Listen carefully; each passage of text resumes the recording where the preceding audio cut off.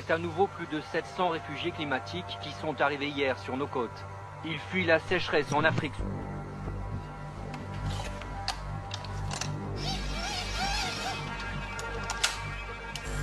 Vous l'avez peut-être constaté ce matin, la capitale est affectée par une nouvelle coupure d'électricité. D'après les autorités, elle devrait durer au moins 72 heures.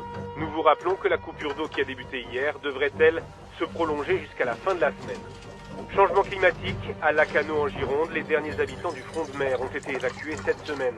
La fonte, plus rapide que prévu, de la calotte glaciaire du Groenland a en effet provoqué une montée extrêmement brutale des océans, submergeant des milliers d'habitations de notre littoral. Sur le front de la sécurité, la nuit a encore été particulièrement meurtrière dans toute la France.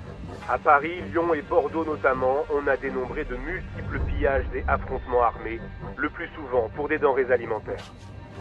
Un dépôt du ministère du Ravitaillement a été pillé à Versailles. Le bilan provisoire dépasserait les 150 morts pour la seule nuit passée, ce qui porterait le nombre total de victimes depuis 6 mois à plus de 30 000. On compte aussi plus de 400 000 disparus suite au chaos qui s'est emparé du pays.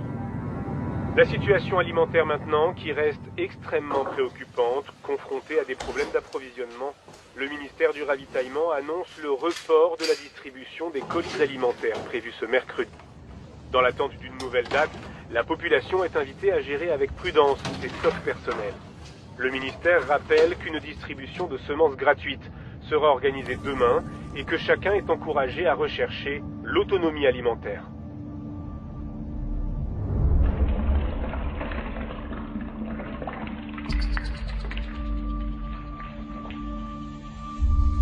Changement climatique, épuisement des ressources naturelles, chute de la biodiversité, pollution.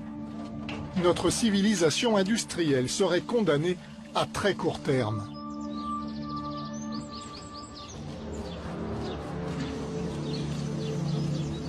Les victimes pourraient se compter par millions et la sécurité serait une préoccupation constante.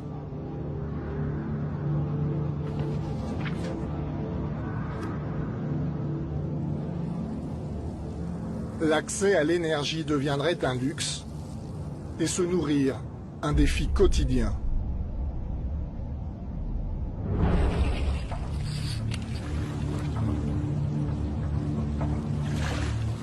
Ce scénario qui semble fou connaît pourtant un écho grandissant.